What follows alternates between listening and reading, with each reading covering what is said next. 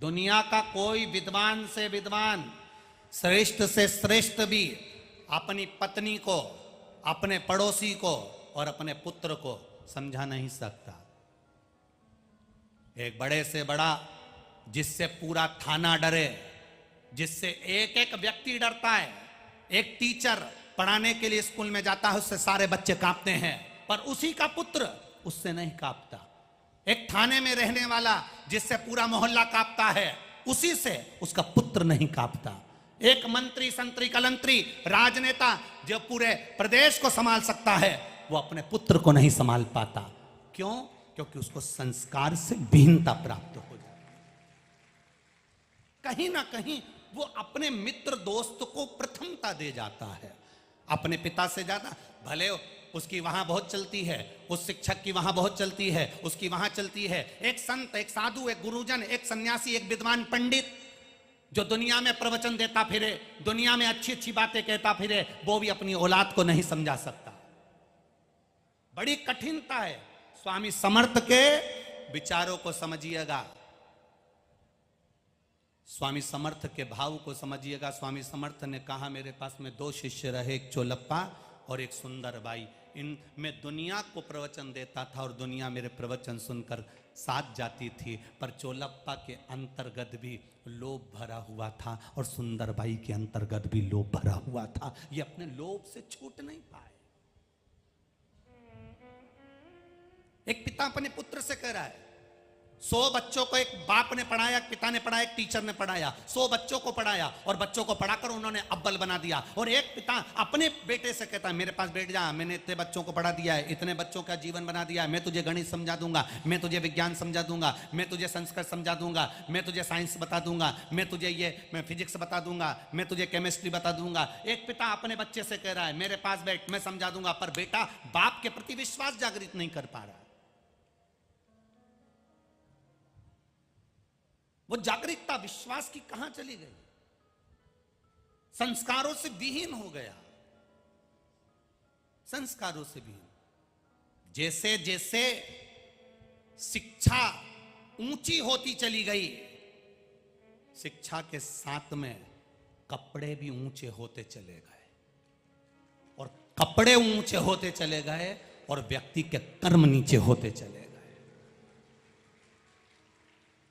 पुरानी शिक्षा में भी तन ढका रहता था, कपड़े ऊंचे नहीं होते थे पुरानी शिक्षा में।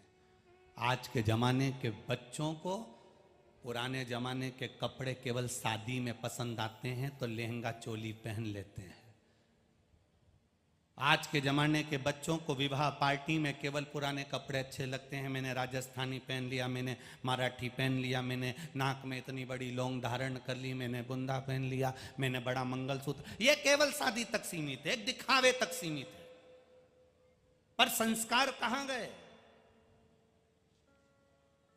संस्कारों की प्रबलता कहां गई? कपड़ा ऊंचा होते चले जा रहा है और व्यक्ति का कर्म नीचा होते चले जा रहा है।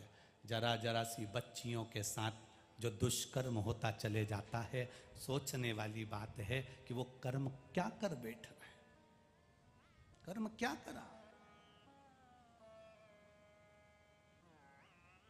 कहां जा रहे हैं हम? पहले कथा में कहा, आज फिर कह रहे हैं, एक पौधा, एक पेड़ लगाओगे, उस पेड़ की जड़ को मिट्टी में ढक कर रखोगे तो पेड़ उन्नति करेगा। बोलो सही है कि गलत है? अगर जड़ दिखती रहेगी तो पेड़ उन्नति करेगा क्या? बोलो, जम के बोलो रे महाराष्ट्र वालों, करेगा उन्नति? पेड़ की जड़ मिट्टी में दबी हुई है, पेड़ उन्नति करेगा। पेड़ की जड़ मिट्टी में दबी है, वृक्ष उन्नति करेगा। वृक्ष की जड़ दबी हुई है तो वो उन्नति करेगा। वो वृक्ष की जड़ दबी होना चाहिए मिट्टी में। अगर वृक्ष की जड़ मिट्टी में दबी है तो वृक्ष उन्नति करता चले जाता है। उसी तरह मनुष्य की भी जड़ है ये नाभि, और ये नाभि अगर आपके कपड़े से ढकी हुई है तो आप भी उन्नति करते चले जाओगे, ये निश्चित है। पेड़ की जड़ दिखेगी तो पेड़ कभी उन्नति नहीं कर सकता, और जिसकी नाभि दिखेगी वो कभी जिंदगी में उन्नति नहीं कर सकता। ये निश्चितता है। ये जड़ ढकी होना चाहिए। पर ना जाने फैशन कहां से आ गया, ना जाने किस फैशन की ओर हम बढ़ रहे हैं। अपनी सभ्यता को छोड़कर, अपनी संस्कृति को छोड़कर, अपनी मर्यादाओं को छोड़कर हम विचार करते हैं मैं इतनी पढ़ी लिखी, मैं इतना पढ़ा लिखा, मैं इतनी पढ़ी लिखी, मैं इतना पढ़ा लिखा। बहू कह देती है मैं तुम्हारी मम्मी की नहीं सुन सकती, मैं तुम्हारे पापा की नहीं सुन सकती, मैं पढ़ी लिखी हूं। माना तुम पढ़े लिखे हो, माना तुम विद्या अध्ययन करे हो, पर अपनी शिक्षा के साथ में वस्त्र को ऊंचा मत होने दो, वस्त्र को पूर्ण ढका हुआ होने दो, तो वो शिक्षा तुम्हारी पूजनीय है। वो शिक्षा तुम्हारी पूजनीय है। जिस शिक्षा के अंतर्गत हमारा कर्म बेकार हो जाए तो वो शिक्षा किस काम की। आप दूसरे का दर्द नहीं सहन कर पा रहे, आप दूसरे का दुख सहन नहीं कर पा रहे, आप दूसरे की प्रतिष्ठा नहीं देख पा रहे, आप दूसरे का आनंद नहीं देख पा रहे, वो शिक्षा किस काम की। उसका सुख क्या है। बहुत बड़ा दुख हृदय में था श्री स्वामी समर्थ जी के। सुंदरबाई जब स्वामी समर्थ जी के दर्शन करने के लिए लोग आते थे तो सुंदरबाई फटे हुए कपड़े पहन लेती थी। पढ़ी है कथा की नहीं पढ़ी, बोलो जम के बोलो जरा, अरे बोलो तो जम के, पढ़ी है सबने। सुंदरबाई फटे कपड़े पहन लेती थी जब स्वामी समर्थ जी से मिलने के लिए दूर दूर से उनके भक्त आते थे। कितना दुख होता होगा स्वामी समर्थ जी को।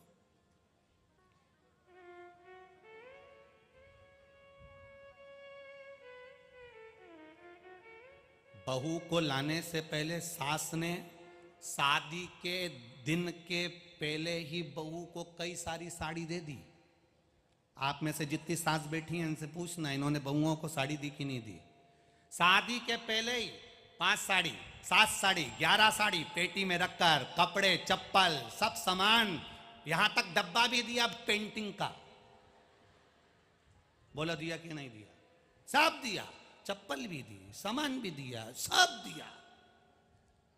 उसके बाद भी घर में बहू आने के बाद जब घर में मेहमान आए और बहू फटे हुए कपड़े पहनकर आए तो सास को बुरा नहीं लगेगा क्या कि मैंने इतना दिया, इसके पति ने इतना दिलाया, घूमने गई थी पुणे से, वहां से लेके आई, मायके गई थी, वहां की पड़ी हुई साड़ी इतनी सारी है, तो फटा हुआ क्यों पहन रही है? बेकार कपड़े क्यों पहन रही हो? अच्छे कपड़े हैं ना तुम्हारे पास में, वो पहनना चाहिए ना, पर क्यों पहन रही है? उसका कारण केवल इतना सा है कि वो दिखाना चाहती है कि हमारे को ये कुछ नहीं देते। उसी तरह सुंदरबाई जब फटे हुए कपड़े पहनकर स्वामी समर्थ जी के सामने आती हैं और स्वामी समर्थ के दर्शन करने के लिए ढेर सारे भक्त उनके द्वार पर खड़े रहते हैं, उनका ध्यान सुंदरबाई पर गया। सुंदरबाई को देखकर स्वामी समर्थ की आंख में से आंसू बह निकला। आज मेरा महादेव जो स्वामी समर्थ का रूप है वो आंख से आंसू बहाता है। पास में खड़ा हुआ एक भक्त पूछ लेता है, गुरुदेव, गुरुवर, आपकी आंख में जल है? आपकी आंख में जल? स्वामी समर्थ कहते हैं, सुंदरबाई, इतना वस्त्र है सुंदरबाई के पास में, पर जब जब कोई दर्शन करने आता है तो ये फटे हुए वस्त्र पहन लेती है। लोगों को लगता है इसके पास में नहीं है तो लोग नया वस्त्र इसको दिलाने के लिए ले जाते हैं और ये नए नए वस्त्र, नए नए आभूषण खरीदती रहती है। मेरा दर्शन तो इसके लिए केवल एक व्यापार के सिवा कुछ भी नहीं है, कुछ नहीं, व्यापार के सिवा।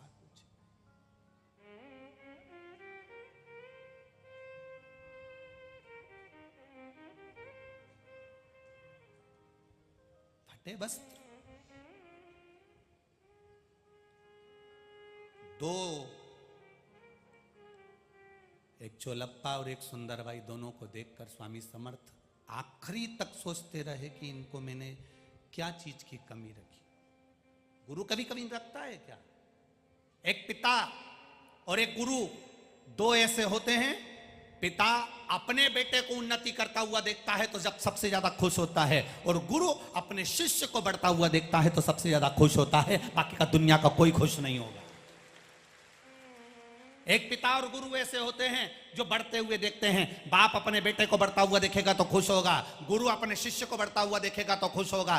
स्वामी समर्थ जी सोचते हैं मैंने चोलप्पा को इतना अपने पास में रखा, ये बढ़ेगा तो मुझे खुशी होगी, सुंदरबाई बढ़ेगी तो मुझे खुशी होगी। पर कारण तो दूसरा हो रहा है। यहां तो वैभव चाहिए, यहां तो धन चाहिए। गुरु के पास बैठो, सदगुरु के पास बैठो, कभी मौका मिल जाए शिव के पास में बैठो, कभी कोई शिव की चर्चा करने वाला मिल जाए, कोई शंकर का गुणगान करने वाला मिल जाए, कोई शिव तत्व को जानने वाला मिल जाए और उससे तुम्हारी निगाह मिल जाए ना, प्रयास करना एक बार कहीं गुरु की दृष्टि आप पर पड़ जाए। बस प्रयास करना, जो भगवान का चर्चा करने वाला हो, भगवत भजन करने वाला हो, शिव चर्चा करने वाला हो, शंकर का गुणगान करने वाला हो, राम नाम कृष्ण नाम शिव नाम की भक्ति में कोई डूबने वाला हो, उसकी मात्र निगाह से निगाह मिल जाए तो आपको कुछ मांगने की जरूरत ही नहीं पड़ेगी, सब अपने आप प्राप्त हो जाता है। कुछ नहीं मांगा जाता, सब मिल जाता।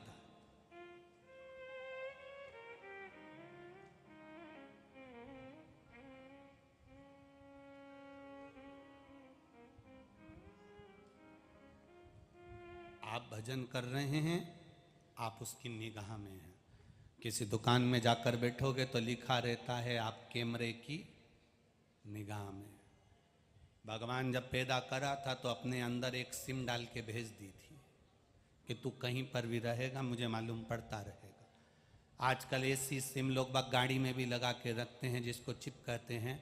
गाड़ी कहीं पर भी रहती है, उनको मोबाइल पर मिलता रहता है। आकोला पहुंच गई, मोबाइल पे मिलता रहेगा। अंजनगांव पहुंच गई, अमरावती पहुंच गई, मंगरूल पहुंच गई, वासीम पहुंच गई। उनको मोबाइल पर अपडेट मिलता रहता है कि गाड़ी कहाँ कहाँ पहुंची है, कहाँ गई, कितना पेट्रोल लिया, किस जगह से निकली, कौन टोल टैक्स पड़ा, कहाँ रुकी थी, कितने घंटे रुकी थी।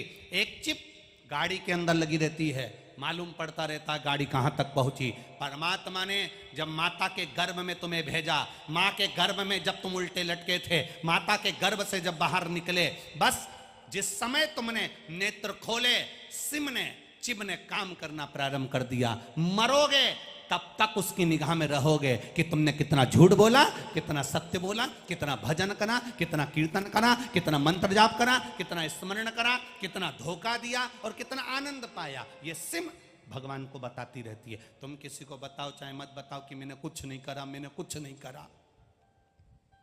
या तुम दुनिया के लोगों को आप कह सकते हो कि मैं बहुत सरल हूं, मैं बहुत भोला, मेरे बराबर कोई नहीं, परंतु उसको सब मालूम है रे कालिया तेरा क्या होगा, उसे सब मालूम।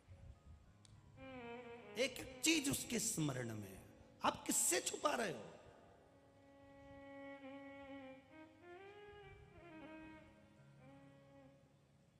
आप किससे छुपा रहे हो? कहां छुपा है? आपने जो भजन किया, आपने जो स्मरण किया, आपने जो कीर्तन किया, वो छुपेगा नहीं, वो उसकी प्राप्ति है। हम हर बार कथा में कहते हैं, कथा के पंडाल में बैठे हो, लाखों की संख्या में पहुंचे हो। आज रविवार का दिन है, सुबह 8 बजे से कथा है। रोज तो रात्रि को 3 बजे से लोग आना चालू होते हैं। आज 1:30 बजे रात्रि से ऑटो भरा भरा कर लोग आना चालू हो गए थे। 1:30 बजे रात्रि।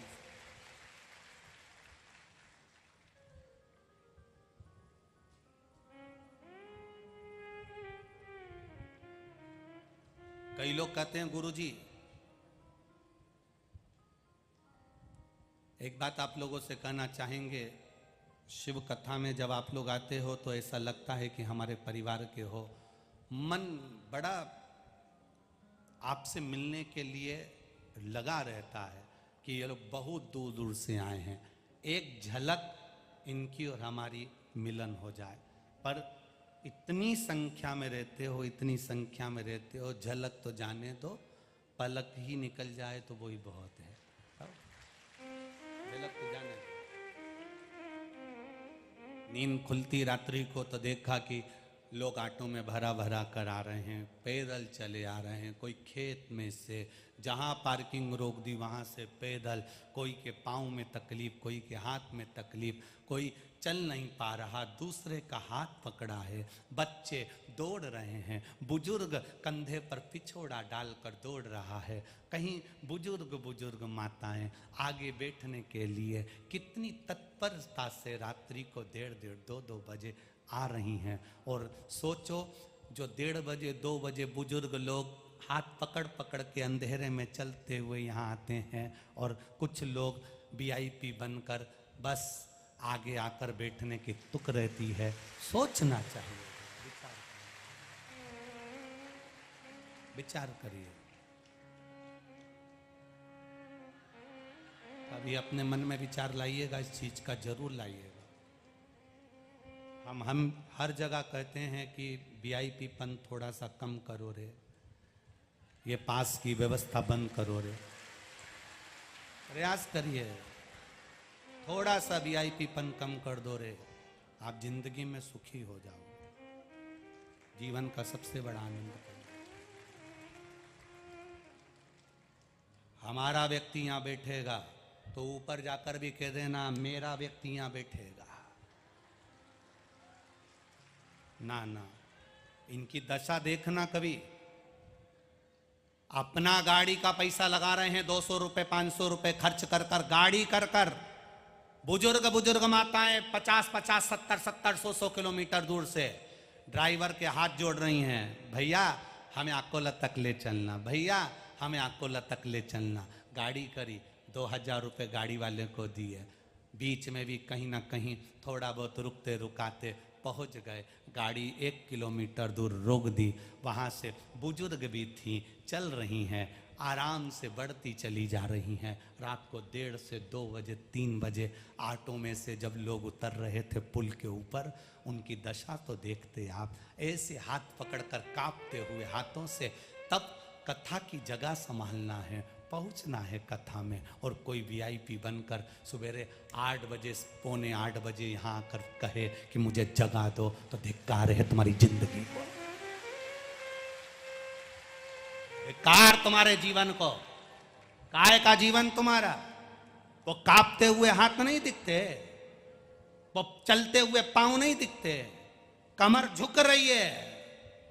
मैं एक महिला का वर्णन क्या करूं, जैसे हम जेंट्स धोती पहनते हैं ना पंडित लोग, ऐसी वो माँ मराठी धोती पहनी हुई थी, इतनी बुजुर्ग कि कमर पूरी झुकी हुई थी, एक लड़की का हाथ पकड़कर चली जा रही। थोड़ी देर उसने, वो पुल की बात, थोड़ी देर खड़ी हुई, उसने बेटी से कहा, मुझे यूं इशारा कर रही, चक्कर आ रहा है, बेटी ने पानी दिया, माँ को पिलाया, थोड़ी देर बैठे, हम देख रहे थे, वो फिर हाथ पकड़कर चलकर कथा के पंडाल में पहुंच गई।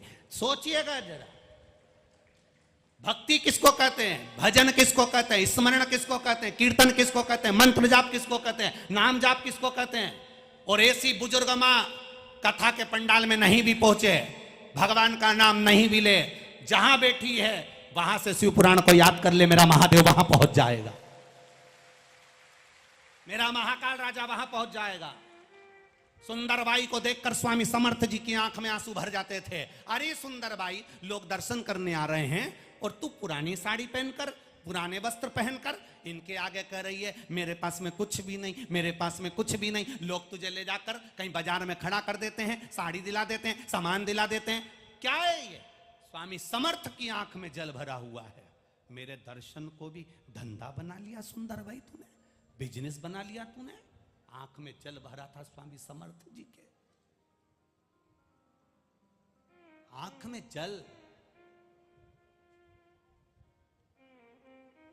संत सदगुरु, एक पिता और एक गुरु कभी अपने शिष्य को, अपने बेटे को ऊंचा बढ़ते समय दुखी नहीं होगा, बहुत खुश होगा। आप जब महादेव के मंदिर में, राजराजेश्वर के मंदिर में जब दर्शन करने जाते हो, या आपके नगर के शिवालय में शंकर के मंदिर में एक लोटा जल चढ़ाने के लिए जाते हो, कोई आपका स्मरण करे ना करे, कोई आपको देखे ना देखें, आपकी भक्ति इतनी प्रबल होना चाहिए।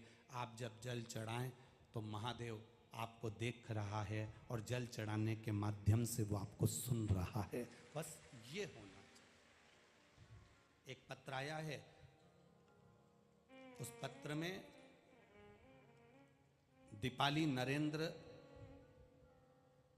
शोलके, मेरे भाई का नाम मनोज हरिभाऊ भाल तिलक, उम्र 42 साल, सांगलूद अंबदेवी अकोला महाराष्ट्र से हैं। कहीं बैठी हो तो हाथ हिलाइएगा,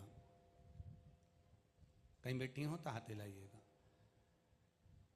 अंबदेवी अकोला महाराष्ट्र से हैं। दीपाली नरेंद्र शैल के, अब रोल के है कि शोल के है पता नहीं। मेरे भाई का नाम मनोज हरिभाऊ भाल तिलक, 42 वर्ष की आयु है। हम क्या वर्णन करें गुरुदेव। 2022 मार्च के महीने में मेरे भाई को एक गांठ हो गई। वो गांठ बहुत दर्द करने लगी, गठान।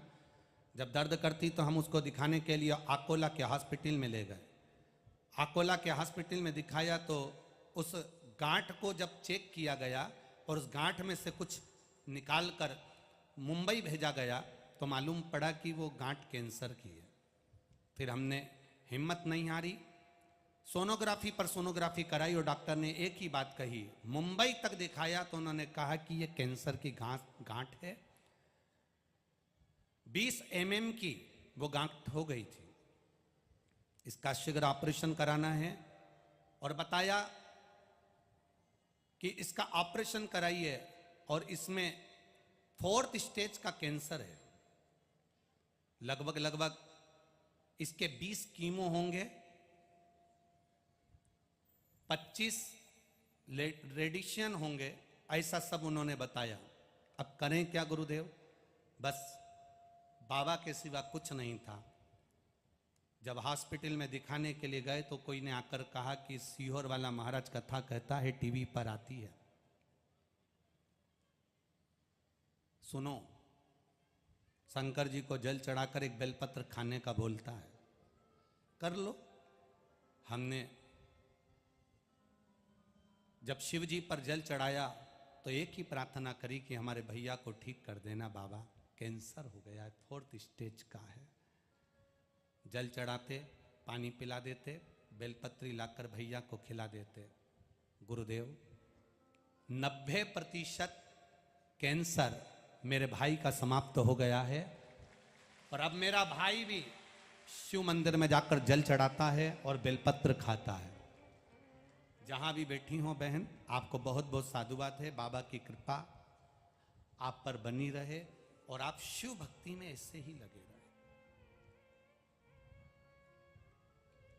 एक विश्वास जागृत करिए, अपने भीतर एक भरोसा जागृत करिए और जब विश्वास जागृत हो जाएगा, आप देखिए द्रौपदी का चीर खींच रहा था, उसके 5 पति बैठे हुए थे। धृतराष्ट्र काका ससुर बैठा है, गांधारी बैठी है काकी सास, भीष्म पितामह बैठे हैं, गुरु द्रोणाचार्य बैठे हैं, 5 पति बैठे हैं, पूरी सभा लगी हुई है और द्रौपदी चीख चीख कर पुकार रही है, मेरे चीर को कोई बचा लो। धृतराष्ट्र से कहा तो कहते हैं मेरी आंख नहीं है। गांधारी कहती है मेरी आंखों पर पट्टी बंदी है। भीष्म पितामह कहते हैं मैंने दुर्योधन के घर का अन्न खाया है। पांडव कहते हैं हम कुछ नहीं कर सकते क्योंकि हमने तेरे को जुए में हारा है। रोती हुई द्रौपदी अपने गुरु जी के दरवाजे पर पहुंच गई, जहां गुरु द्रोणाचार्य बैठे थे। गुरु जी से जाकर कहा, गुरुदेव आपकी शिष्या हूं, गुरु मंत्र लिया है मैंने, आज आपकी बेटी नग्न हो रही है, आप साथ नहीं दोगे? गुरु ने जो कहा आपकी जिंदगी में आप भी याद रखिएगा। गुरु द्रोणाचार्य कहते हैं सुनो द्रौपदी, ना तो सभा में बैठे हुए तेरे पति तेरा साथ देंगे, ना ये भीष्म पितामह, ना धृतराष्ट्र गांधारी साथ देंगे और ना तेरा ये गुरु साथ देगा। पर एक बात याद रखना द्रौपदी, गुरु तेरा साथ नहीं देगा, पर गुरु ने जो वचन तेरे कानों में दिए हैं उसको अगर तूने पकड़ लिया तो वो तेरा साथ दे जाएंगे। आपकी दुख की घड़ी में सियोर वाला महाराज नहीं आएगा। आपकी दुख की घड़ी में सियोर वाला महाराज तुम्हारे सामने खड़ा नहीं होगा। हाँ, कोई दूसरा महाराज हो और वो कहता हो कि हम तुम्हारे दुख की घड़ी में खड़े रहेंगे तो बात दूसरी है। मरते समय वेंटिलेटर पर ना परिवार वाले होंगे, ना कुटुंब वाले होंगे, ना कोई महाराज, ना कोई संत, ना साधु होगा। उस दुख की घड़ी में वेंटिलेटर पर अंतिम सांसें गिन रहे होगे। शरीर में जब कष्ट होगा, रोग होगा, बीमारी होगी, तकलीफ होगा, दुख आएगा, कोई घर में परिवार में जब कष्ट आएगा, सब अपने साथ छोड़कर चले जाएंगे। उस समय पर जो तुमने शंकर जी को 1 लोटा जल चढ़ाया है, वो महादेव तुम्हारा साथ निभा जाएगा, क्योंकि तुमने गुरु की वाणी को अपने भीतर उतारा है। जो गुरु के शब्द को अपने भीतर उतार लेता है, गुरु जी ने कहा है 1 लोटा जल चढ़ाना है, गुरु जी ने कहा है बेलपत्री चढ़ाना है, गुरु जी ने कहा है शंकर जी के मंदिर जाना है, मंदिर ना जाओ तो शंकर का शिखर का दर्शन कर लो। अगर शिखर का दर्शन भी नहीं कर सकते तो कोई शिव पुराण की कथा सुनकर जा रहा है, उसके मुख का दर्शन कर लो। गुरु ने कहा है द्रौपदी, गुरु साथ नहीं देगा पर गुरु का वचन साथ दे जाएगा। बस द्रौपदी को याद आया, अब गुरु द्रोणाचार्य भी साथ नहीं दे रहा है। जब गुरु साथ नहीं दे रहा तो गुरु के वचन को याद करा। गुरु ने जो मंत्र दिया था, द्रौपदी ने वो मंत्र पुकारना प्रारंभ करा। द्रौपदी ने वो भजन, आपको भी एक मंत्र प्रतिदिन शिव पुराण में मिल जाता है, श्री शिवाय नमस्तुभ्यम। जब आए दुख की घड़ी, जपो, स्मरण करो। गुरु तुम्हारा साथ नहीं देगा, पर जिस मंत्र को गुरु ने दिया है, व्यासपीठ पर बैठकर जो वचन गुरु ने दिया है, उस वचन को, शब्द को याद करना है। और द्रौपदी ने पुकारा, आखिरी में पुकारा। जब पुकारना प्रारंभ करा तब मेरा द्वारिकाधीश साड़ियों का ढेर लगा दिया, इतना पूर दिया, इतना पूर दिया कि दुशासन खींच खींच कर थक गया।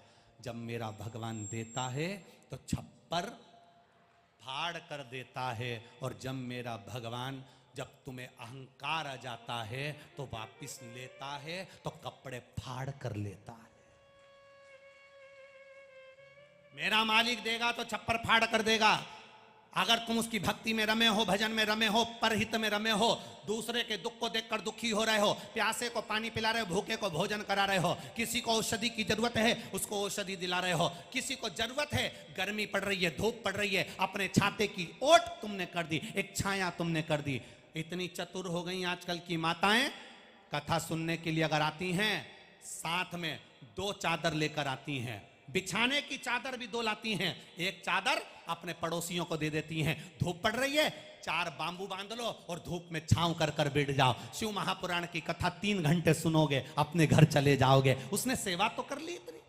इतनी चतुर, इतनी समझदार मेरे यहाँ माताएं इस शिव महापुराण की कथा में आती हैं, अपना चादर दे देती हैं, ओढ़ लो, बिछा लो, ले छाया कर लो, कथा सुन लो, आराम से सुनो, फिर अपने घर चले जाओ, आराम से सुनो, अलमस्त होकर सुनो, अलमस्त से सुनो। कोई पानी पिला रहा है, कोई कुछ बांट रहा है, कोई कुछ बांट रहा है। ये मेरे भोलेनाथ ने जिनको दिया है वही तो लुटा रहे हैं। जिनको दिया और वो लुटा ना पाए तो जिंदगी बेकार। जिनको दिया, देने के बाद भी लुटा ना पाए तो जीवन बेकार है तुम्हारा। किस काम की जिंदगी?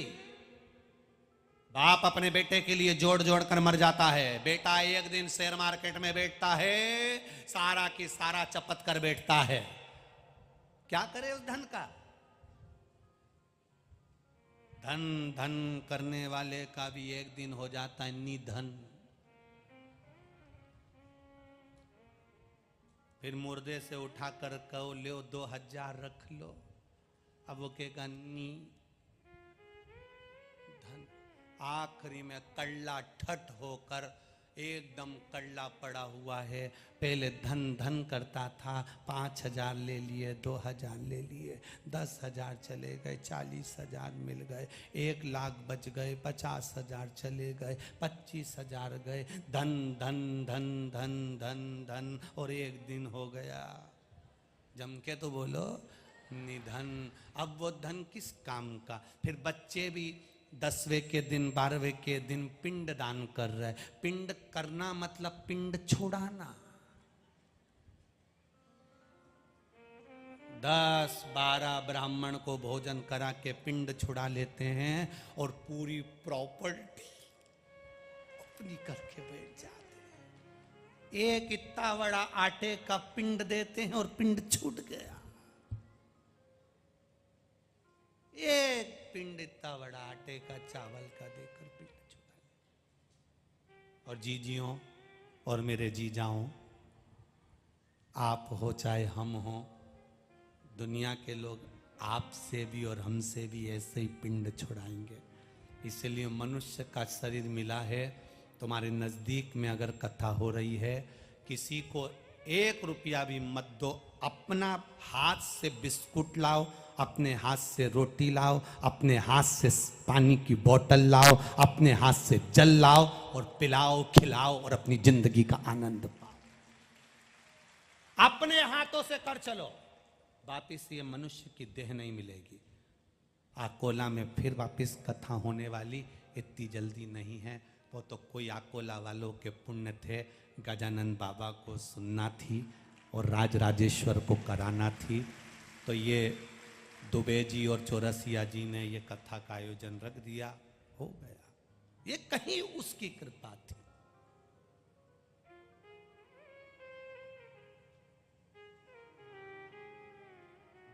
चारों तरफ का रस भरा है, इसलिए ये चौरसिया है।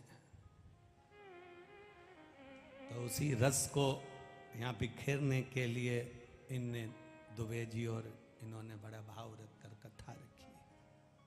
सुख को पाओ, ये बार बार नहीं मिलेगा। अपनी मस्ती में रहो। 7 दिन हैं आपके और हमारे।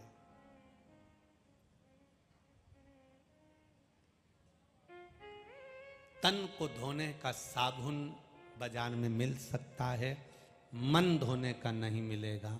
मन धोने का साबुन ये शिव महापुराण की कथा है। इस मन को धो दे, मन को धो दे। जिस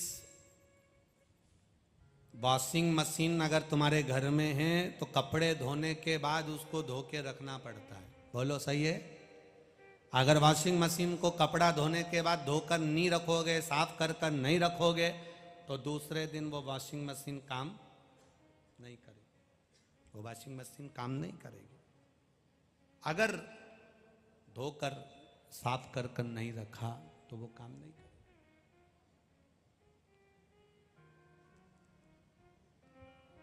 उसी तरह रोज वॉशिंग मशीन को कपड़े धोने के बाद धोना पड़ता है।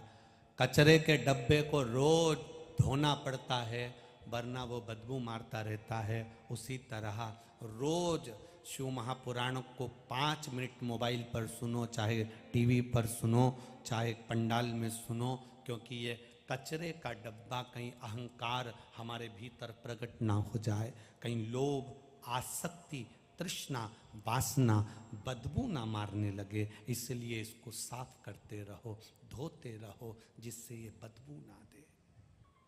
साफ रखिए,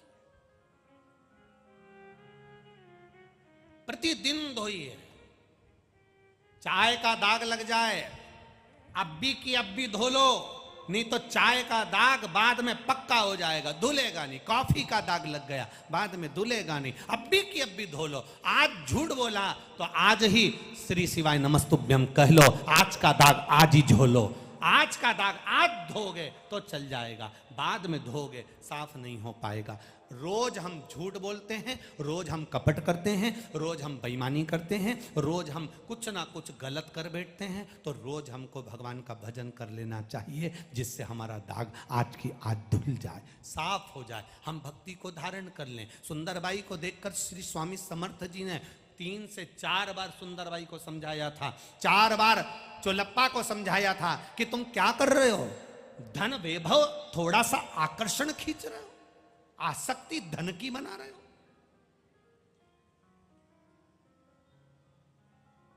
धन की आसक्ति।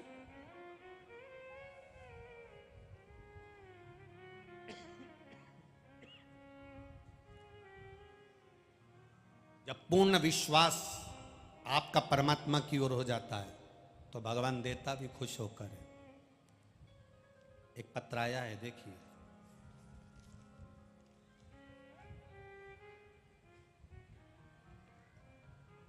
मेरा नाम गीता भीमराव मेरा नाम गीता भीमराव वाघमारे, मुकाम पोस्ट महान, जिला अकोला से हूँ। कहीं बैठी हो तो हाथ हिलाइएगा, कहीं बैठी हो। मेरा नाम गीता भीमराव वाघमारे, मुकाम पोस्ट महान, जिला अकोला से हूँ। कहीं बैठी हो तो हाथ हिलाइएगा। आप ही हैं, दोनों हाथे से हिला दो एक बार। श्री शिवाय नमस्तुभ्यम। भांजी की शादी को 6 साल हो गए थे, लेकिन कोई संतान नहीं थी।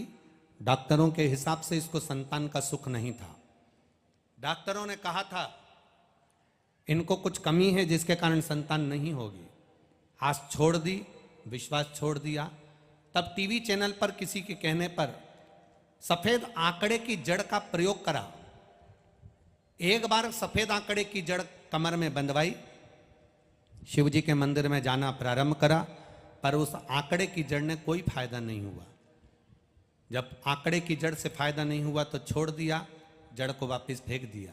दूसरी बार फिर 2-3 महीने बाद फिर वापस सफेद आंकड़े की जड़ का फिर प्रयोग करा और पशुपतिनाथ का व्रत करना प्रारंभ करा। तब उस आंकड़े की जड़ को बांधने के बाद परभणी के कथा में गए और परभणी की कथा में जाकर बाबा से विनती करी, कथा सुनी पंडाल में, और बाबा की कृपा से आज मेरी भांजी के यहाँ संतान का सुख है। अब वो गर्भवती है और बाबा ने उसको कृपा कर दी है। बैठिए बहन। श्री शिवाय नमस्तुभ्यम। शिव तत्व इसी को कर।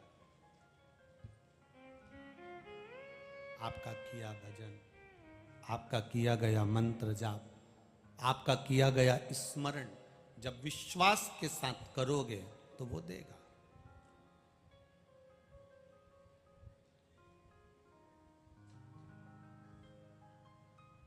जिसके घर से एक लोटा जल भरकर शिव जी के मंदिर तक जाता है, वो घर घर नहीं रहता, वो काशी, हरिद्वार और केदार बन जाता है। जहां का जल महादेव को चढ़ने के लिए जा रहा है। नियम बनाओ अपने घर का एक एक बच्चा, क्योंकि आज तुम जिंदा हो तो तुम्हारे बच्चे पर तुम्हारी छत्र छाया है। जिस दिन चले जाओगे, बच्चे जब अकेले रह जाएं तो बच्चों की आदत होना चाहिए 1 लोटा जल चढ़ाने की। आप चले भी गए, कम से कम महादेव ध्यान रखने वाला तो है, जिसका हाथ तुमने अपने बच्चे का हाथ महादेव को पकड़ा दिया। मतलब जल चढ़ाना मतलब अपना हाथ शिव जी को दे देना। कन्यादान करते समय होता ही क्या है, जल चढ़ाया जाता है। वो जल चढ़ाते हैं, कन्या दान दे दी, कन्या को वर को दे दिया।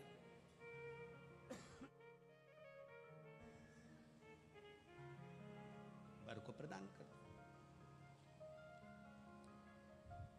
उसी तरह जब हम जल चढ़ाते हैं देवाधिदेव महादेव को, तो हमने अपना सर्वस्व महादेव को दे दिया। तन मन धन सब है तेरा, स्वामी सब कुछ है तेरा, तेरा तुझको अर्पण, प्रभु का प्रभु को समर्पण, क्या लागे मेरा। ओम जय जगदीश हरे। मात पिता तुम मेरे, शरण गऊं मैं किसकी, तुम बिन और ना दूजा, प्रभु बिन और ना दूजा, आस करूं मैं किसकी। ओम जय जगदीश हरे। विषय विकार मिटाओ, पाप हरो देवा, स्वामी कष्ट हरो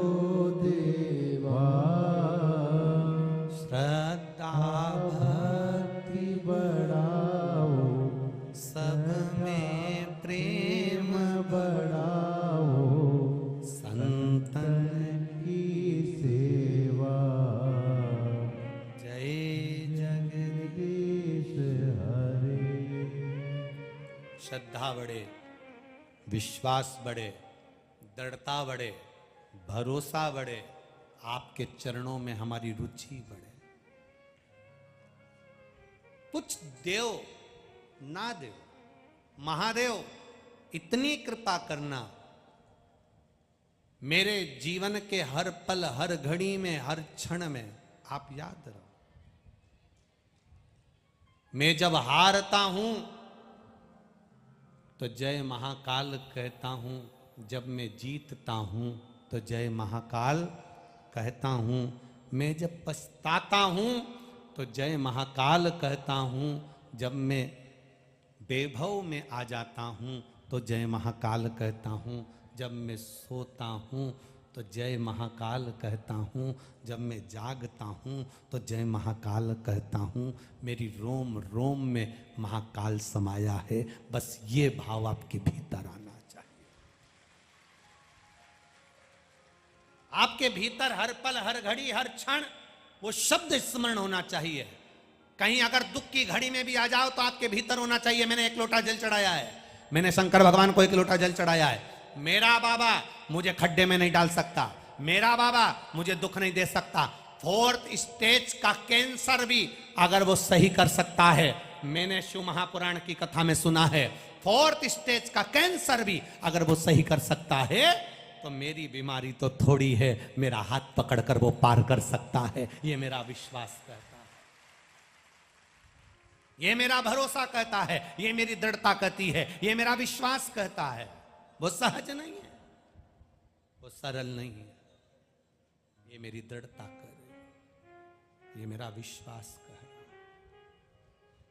खाली न जाता कोई दर से तुम्हारे, खाली न जाता कोई दर से तुम्हारे, मैं भी खड़ा हूँ नन्ही बाहें पसारे, मैं भी खड़ी हूँ नन्ही बाहें पसारे।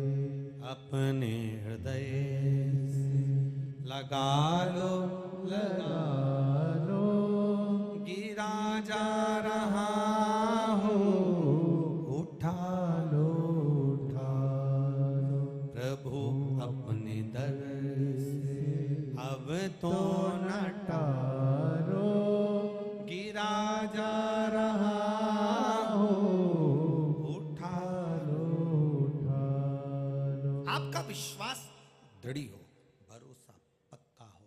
जब विश्वास दृढ़ होगा, भरोसा पक्का होगा, आपके भीतर शिव के प्रति विश्वास जागृत होगा, तब शिव को मिलन की देरी नहीं होगी।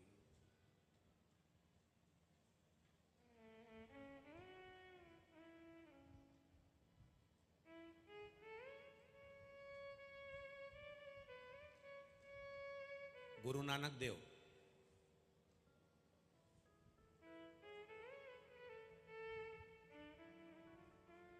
भारत की भूमि के जितने संत हुए हैं, श्री स्वामी समर्थ जी, श्री गजानन महाराज जी, संत एकनाथ जी, संत तुकाराम जी, संत नामदेव जी, भारत की भूमि के जितने संत हुए, महाराष्ट्र के ही नहीं गुजरात के भी जलाराम बप्पा, भारत की भूमि के जितने संत, जितने साधु, जितने सन्यासी, जितने तपस्वी, जितने साधक, जितने उपासक हुए हैं, दुनिया के लोगों को उन्होंने कुछ दिया कि ना दिया, पर एक चीज दुनिया के लोगों को सिखाई है कि उनके दरवाजे से कभी कोई भूखा नहीं गया।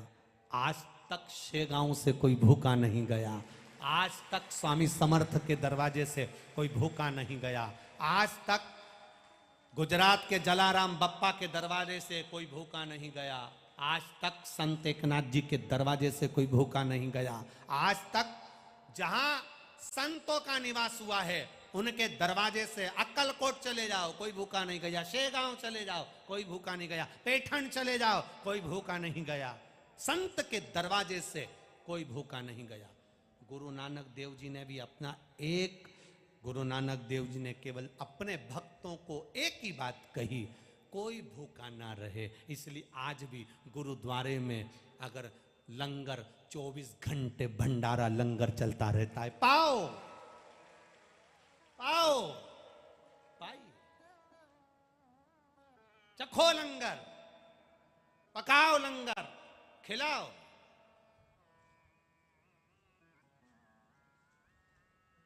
चौबीस घंटे में बस एक समय की अवस्था।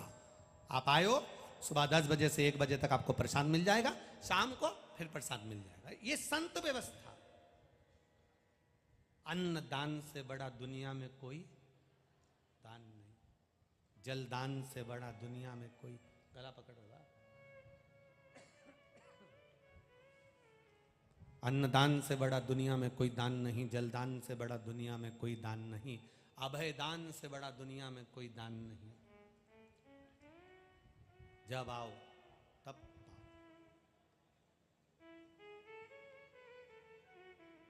कुछ तो है आकोला की भूमि पर रहने वालों पर। मुझे लगता है यहाँ जो हवा चलती होगी वो शेगांव से होकर चलती होगी, इसलिए सब संत है।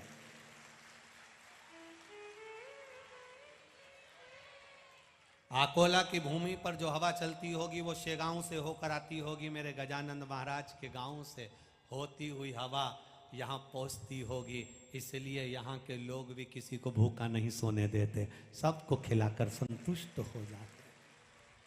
अतिथि देवो, बोल गजानंद महाराज की, श्री स्वामी समर्थ भगवान की। तो कुछ हवा ऐसी चलती है जो हमको सीख दे जाती है कि कोई भूखा ना। एक बार गुरु नानक देव जी जा रहे थे, उनके साथ में उनका शिष्य जा रहा था मर्दानिया। गुरु नानक देव जी ने कहा, मर्दानिया चल, बहुत दिन से कहीं घूमे नहीं है, घूम के आते। संत तो संत होता है, साधु तो साधु होता है। संतों को जरा भ्रमण का बड़ा शौक रहता है, घूमने का बड़ा शौक रहता है। आप देखो स्वामी समर्थ जी को, अक्कलकोट तो बाद में आए, पहले सब दूर घूम आए, काशी प्रयाग, हर जगह पर स्वामी समर्थ जी घूम कर आए। प्रत्येक जगह, हर जगह पर स्वामी समर्थ जी घूमे, प्रत्येक जगह।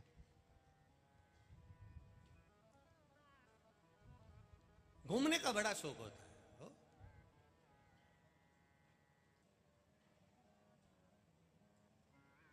कल कोई कह रहा था, गुरुजी आकोला घूमे कि नहीं घूमे? हमने कहा हम पहले घूम लिए बचपन में आकोला। हम पहले आकोला 2 बार आ चुके हैं। माहेश्वरी भवन में पुष्टि मार्गीय सुबोधनी श्रीमद् भागवत कथा लगभग 18 से 20 साल पहले करी थी। और उसके बाद में एक सराफा परिवार, स्वर्णकार परिवार, वर्मा परिवार, एक उनकी भी कथा उसी महेश्वरी भवन में। वो महेश्वरी भवन में महेश्वरी महिला मंडल ने उस समय पर कथा कराई थी 20 साल पहले। 20 साल पहले 2 बार आए थे, तब पूरा अकोला घूमकर चले गए थे। उस समय घूम लिया, अच्छा हुआ।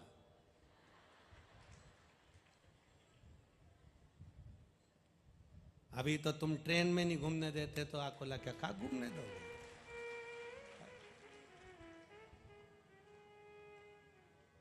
ट्रेन में भी 5 मिनट के लिए वॉशरूम जाओ ना तो मैं सेल्फी, स्माइल प्लीज कर। हम कह भी रहे हैं बाथरूम है तो चलता, हमको तो चलता, लेकिन बाथरूम है, बाथरूम है उधर तो प्रभु तेरा साथ न छूटे रे, और छूट जाए संसार प्रभु तेरा साथ न छूटे। बस जितना देर मिल जाए उतना देर का सत्संग बहुत है, जितना मिल जाए उतना आनंद की अनुभूति बहुत है। मिल तो रहा है बहुत, मिल रहा है बहुत है। अब चल मर्दानिया, चल घूम के आते। संतों का एक शौक होता है घूमना, भ्रमण करना।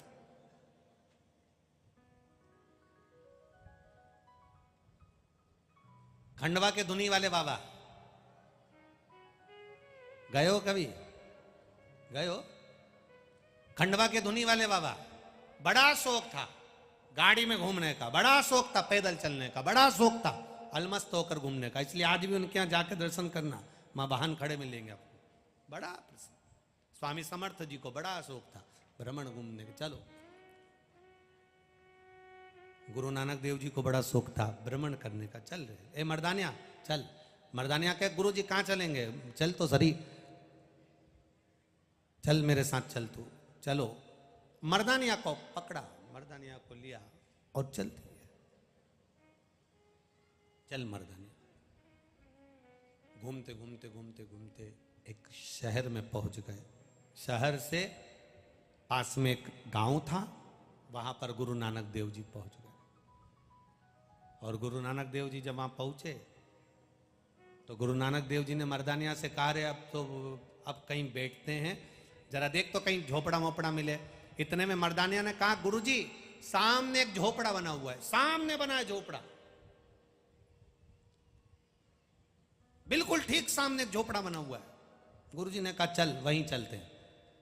इतने में मर्दानिया से कहा, मर्दानिया जा बोल तो कि गुरु नानक देव जी आए हैं और तुम्हारे झोपड़े में रहना चाहते हैं। सूचना मिल गई, गुरु नानक देव जी आए, झोपड़े में रह रहा व्यक्ति बड़ा खुश हो गया, आज मेरे भाग्य खुल गए, आज मेरे यहां दिवाली हो गई, गुरु नानक देव पधार गए। संत आए, साधु आए, गुरु आए, घर में दिवाली है, दशहरा है, दीपोत्सव है। क्या ना कर दिया जाए? जब गुरु द्वार पर आए हम क्या ना दे दें उसको। आए गुरुजी, गुरुजी ने कहा, सुनो भाई हम तुम्हारे यहाँ रह रहे हैं, हमारा मन है कि हम सत्संग करें, चालू हो जाओ। सबने कीर्तन चालू कर दिया। गुरु नानक देव जी ने कीर्तन चालू करा, सत्संग चालू करा। कीर्तन सत्संग चलते चलते गुरु नानक देव जी ने कहा, भैया अब एक काम करो, लंगर लगाओ, भूख लग रही है, भोजन की तैयारी करो। लंगर पकाया गया, लंगर बनाया गया, सबने लंगर चखा, भंडारे का भोजन किया। गुरु नानक देव जी ने भी आनंद से पाया, कीर्तन किया। कीर्तन करने के बाद गुरु नानक देव जी मर्दानिया से सुबह बोले, अब चलो, चलें। अब संत और बादल एक जैसे होते हैं, कभी भी आ जाते हैं। बादल भी आते हैं तो बरस कर जाते हैं, और संत भी आते हैं तो बरस कर जाते हैं। दोनों का एक काम। बादल का काम भी बरसने का है, बरसेंगे चले जाएंगे। बादल बरसते हैं तो भूमि को हरा भरा कर देते हैं, और संत जिसके ऊपर बरसते हैं उसकी जिंदगी को हरा भरा कर देते हैं। संत है, गुरु है, उसको पहचानना कठिन है। चौलप्पा नहीं पहचान पाया, सुंदर भाई स्वामी समर्थ जी को नहीं पहचान पाई, नहीं पहचाने। गजानंद बाबा से गांव में रहे, दुनिया के लोगों ने नहीं पहचाना। बाद में पहचान होती है जब संत चले जाते हैं। एकनाथ जी को नहीं पहचाना, नामदेव जी को नहीं पहचाना, मुक्ताबाई को नहीं पहचाना, तुकाराम जी को नहीं पहचाना, रामकृष्ण परमहंस को नहीं पहचाना, मीराबाई को नहीं पहचाना। भारत के जितने संत थे, इनको जब थे तब नहीं पहचाना, जब चले गए तब पहचान कर रहे। जब तक थे तब तक लोग गाली देते रहे, चोटा होगा, ऐसा होगा, वैसा होगा, ढोंगी है, प्रपंची है, छली है। क्या होता है शंकर जी की पूजन करने से? वो तो ढोंग करता, वो तो प्रपंच करता, वो तो छल करता। जिंदा है तब तक दुनिया के लोग अपशब्द कहेंगे, ताने देंगे, गाली देंगे, आड़ा टेढ़ा बोलेंगे। जब वही दुनिया छोड़कर चले जाता है, फिर दुनिया के लोग जानते हैं कि ये संत की कृपा थी जो अपना क्षेत्र बचा हुआ था, ये स्वामी समर्थ की कृपा थी जो अपना महाराष्ट्र बचा हुआ था, ये गजानन बाबा की कृपा थी जो आकोला बचा हुआ था। फिर हमने पहचान कर ली, पहचान गए। फिर गया तब बादल और संत एक बराबर के होते हैं। बादल और साधु, सन्यासी, तपस्वी, साधक, उपासक, संत एक बराबर के होते हैं। बादल बरसता है, चले जाता है, पृथ्वी को हरा भरा कर देता है। संत बरसता है, संत आता है थोड़े दिन के लिए, 7 दिन, 5 दिन, 4 दिन, 3 दिन के लिए संत आपकी नगरी में आता है, बरसता है, अमृत लुटा देता है। इतना बरसाया, इतना बरसाया, जिन्होंने 7 दिन बैठकर इस संत वाणी में अपने कपड़ों को गीला कर लिया, जो इस संत की वाणी में नहा लिया, वो फिर दूसरी वाणी में नहीं नहाता, उसकी जिंदगी सवर जाती है। जो नहा लिया, नहा लिया। चलते फिरते रहते हैं, संत रुकते नहीं, चल रहे। शिव महापुराण छत्तीसगढ़ भिलाई में हो गई, अब यहां हो गई, यहां पूरी हो जाएगी। 17 तारीख से 23 मई तक आदर्श नगर ग्राउंड, बीरगंज, नेपाल की पावन धरा पर प्रारंभ हो जाएगी। दोपहर में 2 बजे से 5 बजे तक जो कथा नेपाल की पावन भूमि पर होगी, उसका नाम डोलेश्वर महादेव शिव महापुराण की कथा होगी। डोलेश्वर महादेव, आपके ध्यान में रहना चाहिए कि शंकर भगवान को जब तारकासुर के 3 बेटों ने सिर काट दिया था, तो शिवजी का जो सिर नेपाल में जाकर गिरा था, लोग कहते हैं वो पशुपतिनाथ है, पर पशुपतिनाथ नहीं, पशुपतिनाथ से 12 किलोमीटर की दूरी पर है डोलेश्वर महादेव, जहां पर शंकर भगवान का सिर गिरा था। तो उस डोलेश्वर महादेव की कथा नेपालपुर के वीरगंज के आदर्श नगर ग्राउंड में, नेपाल में, ये कथा 2 बजे से 5 बजे तक नेपाल की पावन धरा से प्रारंभ होगी। डोलेश्वर महादेव, जहां पर 64 योगिनियां एक साथ बैठकर नृत्य करती हैं। डोलेश्वर महादेव, जहां पर भगवान शंकर की अर्धांगिनी माता पार्वती अपने भाई के मरने के बाद में, अपने भाई के मरने के बाद उसके लिए मां पार्वती डोलेश्वर में बैठकर तप करती है। वो डोलेश्वर महादेव, उनकी कथा वहां से डोलेश्वर महादेव, जहां कथा हो रही है वीरगंज में, नेपाल में, वहां से डोलेश्वर महादेव तो बहुत दूर है, काठमांडू में, पर कथा वहां से हम डोलेश्वर महादेव का स्मरण करेंगे।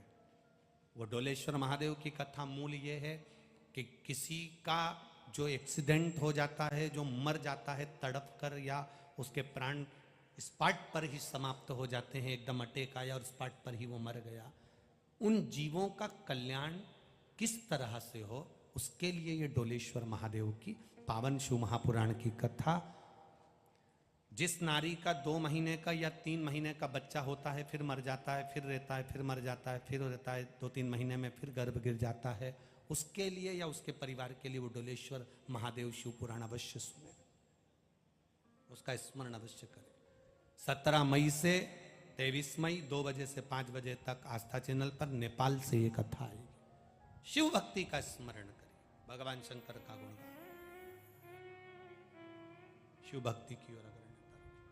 कहा, मर्दानिया जा, सामने झोपड़ा है, मर्दानिया ने झोपड़े में जाकर कहा, गुरुजी आए हैं, रुकेंगे।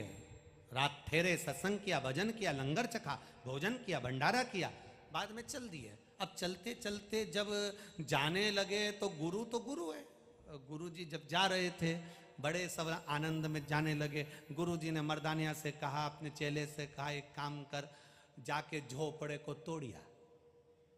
अरे गुरुजी, उसी झोपड़े में तो रात रुके थे, उसी झोपड़े में रात रुके थे, और हम उसी झोपड़े में रात रुके और उसी झोपड़े को तोड़ दें, ये कहां की रीति है? अपन तो उसी झोपड़े में रात रुके। अच्छा लगेगा क्या? गुरु तो गुरु होता है, जो परमात्मा और गुरु आपके लिए सोच सकता है वो कोई नहीं सोच सकता। गुरु जी ने कहा, जा तेरा काम है तोड़ना, तू जाके तोड़ दे, बस जा तोड़ दे उसको। अरे गुरु जी, जिस झोपड़े में अपन रात रुके हैं गुरुदेव, उस झोपड़े को कैसे तोड़ सकते हैं? उस झोपड़े को अपन कैसे तोड़ दें?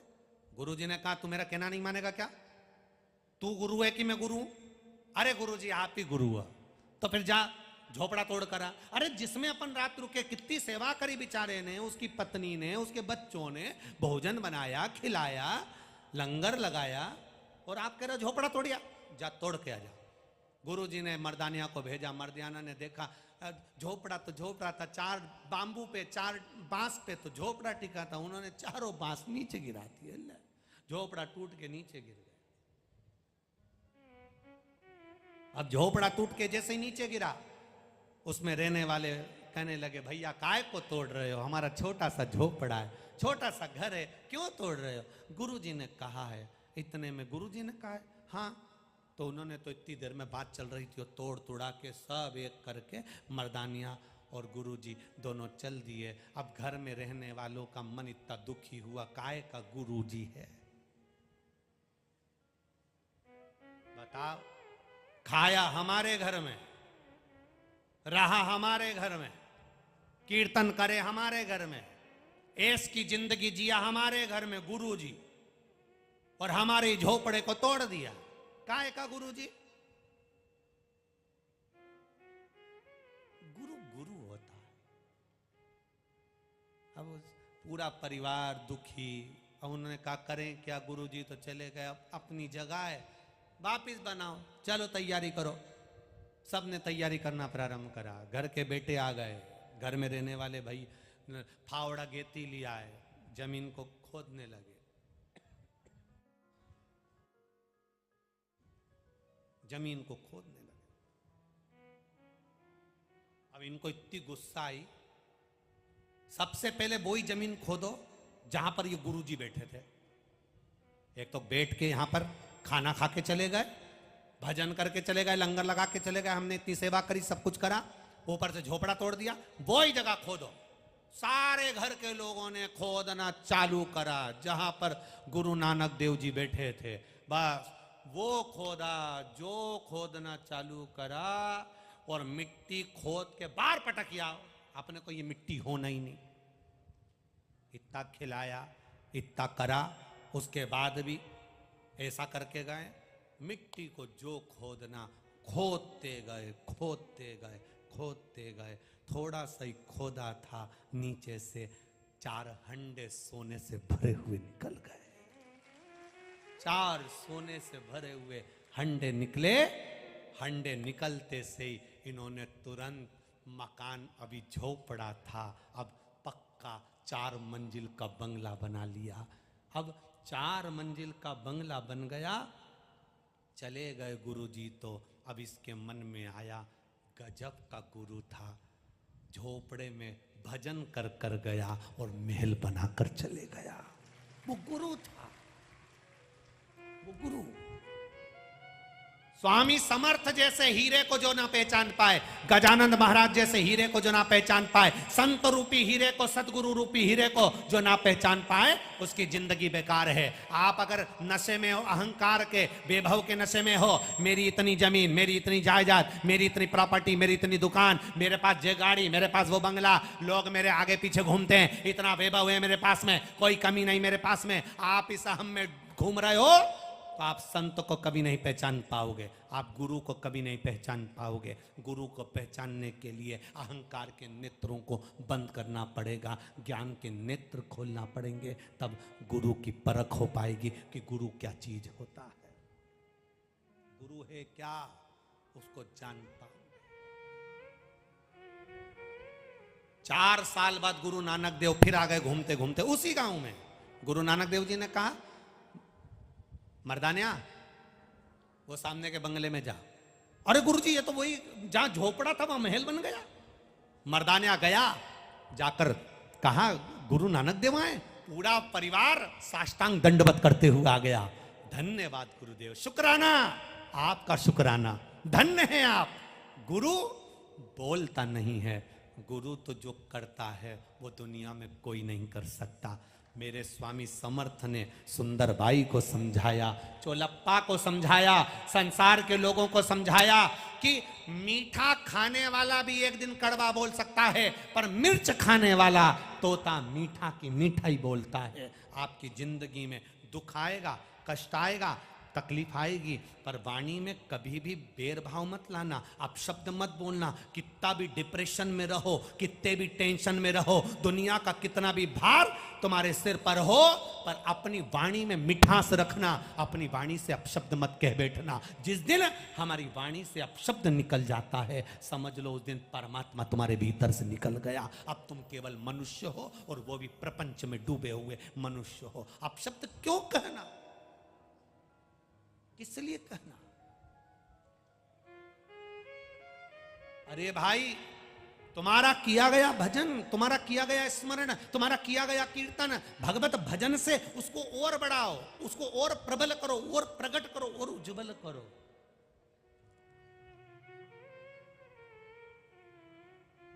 हम जिस यजमान के यहां कथा करने जाते हैं, एक कमरा जो यजमान देता है, उस कमरे से भी हम कभी बाहर नहीं निकलते। ये यजमान दुबे जी बैठे हैं, आप इनसे पूछ सकते हो, इनकी धर्मपत्नी, इनके बच्चे, चौरसिया जी, आदिक जो भी हैं, कभी पूछना कि इनके लोगों से कहीं मिले क्या गुरु जी, कभी बाहर निकल। जिस कमरे में है उस कमरे में भगवान का भजन करो, श्री शिवाय नमस्तुभ्यम की माला जपो। भगवान ने मौका दिया है, अपने जीवन को संवारना है। बाहर निकलकर दुनिया के लोगों से मिलकर कोई हमें राजनीति नहीं करना। आपसे मिलेंगे तो ये आए इनसे मिल लो, ये आए इनसे मिल लो, इनको खुश कर दो, उनको खुश कर दो, तो इनसे कोई हमको वोट लेना है जो हम इनसे मिलकर खुश हो जाएंगे? हमें भगवान का भजन करना है, जिसके कारण ये शरीर मिला है, उसके स्मरण में पूरी जिंदगी लगा दो। एक ना एक दिन मेरा महादेव मिलेगा जरूर, ये निश्चित है।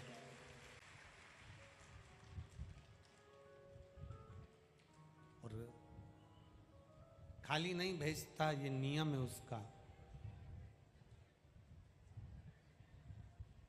कितना भी छाता बारिश में लगा लो, पर गीले हो ही जाते हो। सत्संग में, शिव महापुराण में अगर पहुंचे हो तो खाली नहीं जाओगे, झोली भरकर जरूर भेजेगा, ये निश्चित है। देखो एक पत्र आया है, बड़ा मिसो मीनल संतोष जायसवाल, मुकाम पोस्ट बोर्डी, तहसील आकोट, जिला अकोला। कहीं बैठे हो तो हाथ हिलाइएगा। सो मीनल संतोष जायसवाल, मुकाम पोस्ट बोर्डी, तहसील आकोट, जिला अकोला। कहीं बैठे हो तो हाथ हिलाइएगा। कहीं बैठे हो, जहाँ कहीं भी बैठे हो हाथ हिलाइएगा। मेरा मोबाइल नंबर ये है। एक लोटे गुरुजी जल का क्या महत्व करूं। मेरा बेटा मयूर जायसवाल बीएससी होने के बाद सरकारी नौकरी के लिए कोशिश करता रहा।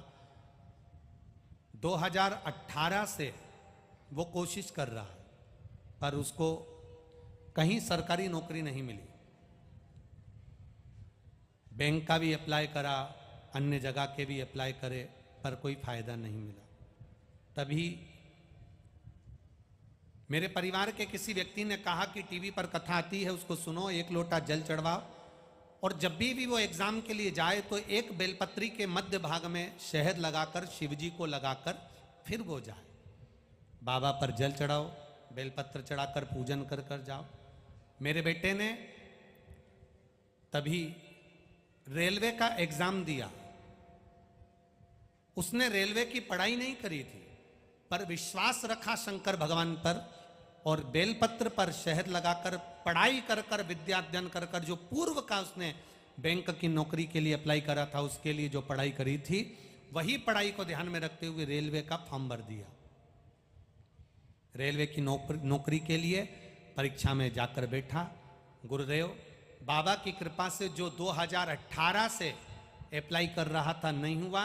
7 मार्च 2023 को मुंबई में पश्चिम रेलवे के अंदर मेरे बेटे की जॉब लग गई। मैं यहां प्रणाम करने के लिए आई।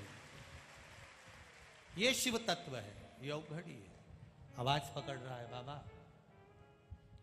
इसी को शिव तत्व कहते हैं, इसी को औघड़ी कहते हैं। खाली न जाता कोई दर से तुम्हारे, मैं भी खड़ा हूं नन्ही बाह। एक पत्र और आया है, बढ़िया सुंदर।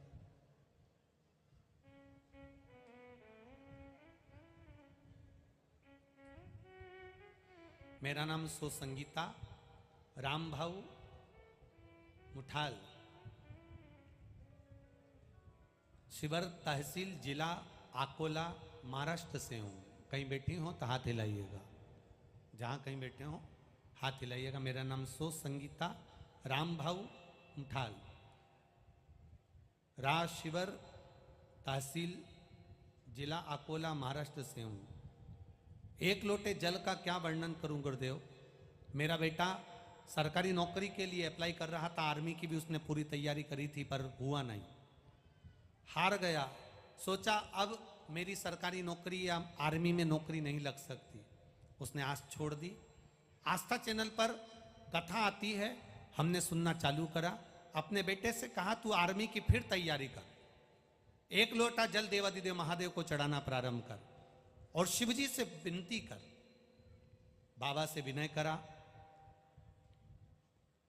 गुरुजी आपने शहद लगाने के साथ में काली मिर्च वाला प्रयोग बताया था, जो मैंने बेटे से करवाया, और बाबा की कृपा ऐसी हुई मेरे बेटे का आर्मी में सिलेक्शन हो गया और गुरुवार के दिन ज्वाइनिंग लेटर आ गया है। मेरा बेटा अब आर्मी की नौकरी के लिए जा रहा है। शिव तत्व है इसमें, शिव तत्व की प्रधानता है। करो शिव की भक्ति। लोग हंसेंगे, ताना देंगे, अपशब्द कहेंगे, एक लोटा जल चढ़ाने से क्या होता है, व्यर्थ की बात है, फालतू की बात है। उनसे कह देना हम आपसे पूछने के लिए नहीं आए कि लोटा भर जल चढ़ाने से क्या होता है। कुछ नहीं होता, हम मानते हैं। तेरी बात सुनने से कुछ होता है क्या? तू मना कर रहा है कि मंदिर मत जाओ, तू मना कर रहा है कि देवालय शिवालय मत जाओ, क्या हो?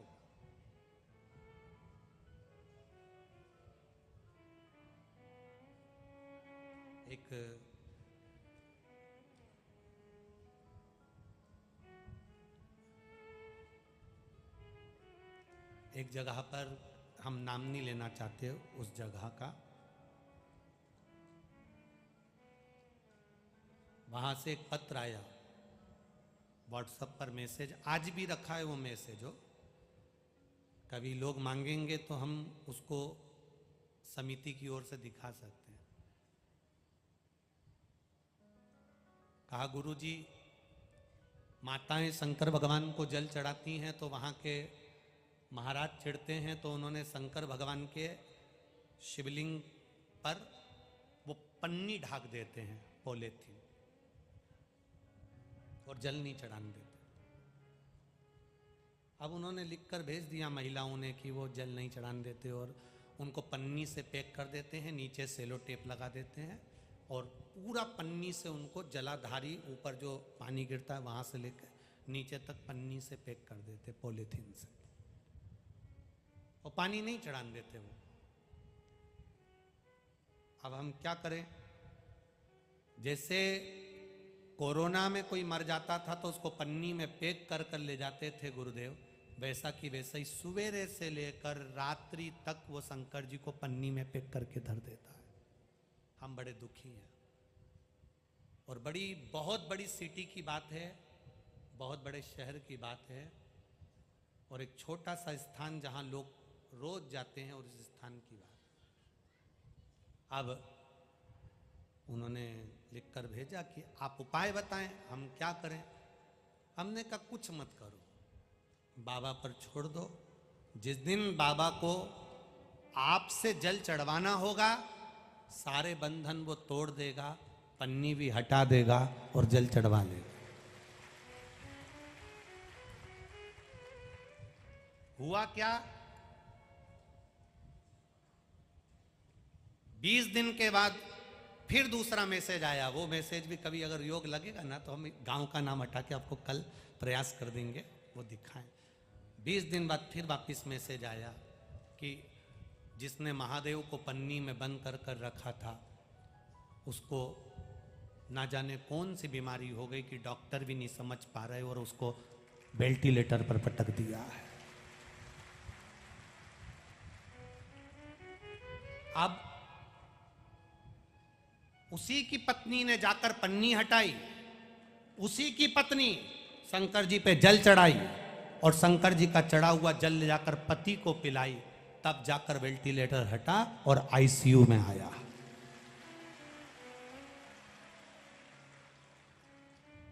उसी की पत्नी जल चढ़ा रही है उसी महादेव को पन्नी हटाकर, और पन्नी हटाकर जल चढ़ाकर उसी का जल ले जाकर पति को पिला रही है। तब पति वेंटिलेटर से हटकर आईसीयू में आया। उसमें बोल बम का नारा है, बाबा एक सहारा। आप ईर्ष्या रखो, सियोर वाले महाराज से मना नहीं है। आप ईर्ष्या रखो, शिव महापुराण से मना नहीं है, पर मेरे महादेव से ईर्ष्या मत रखना।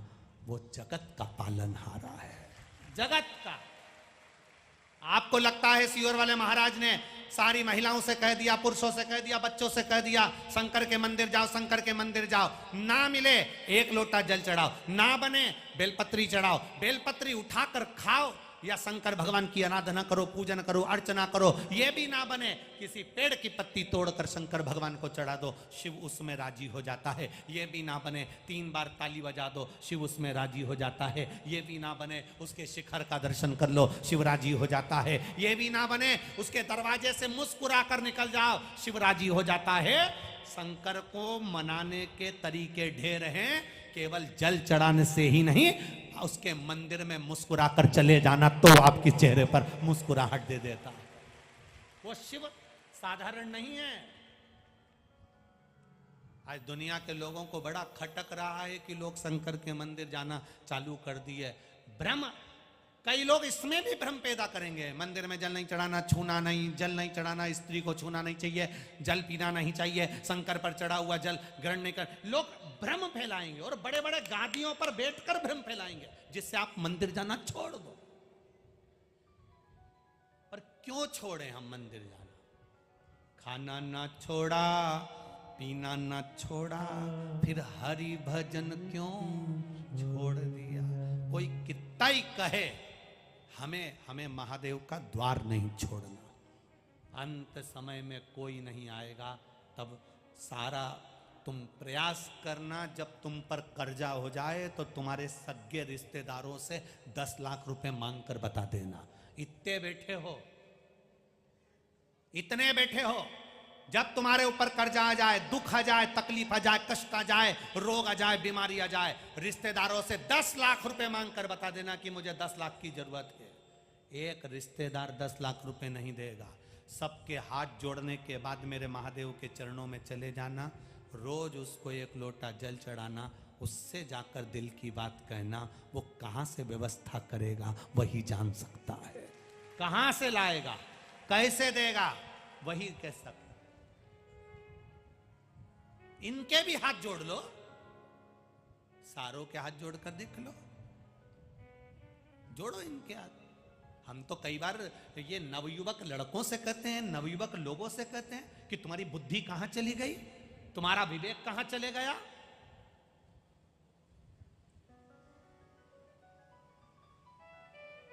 कहां तुम्हारा विवेक है, कहां तुम्हारी बुद्धि है?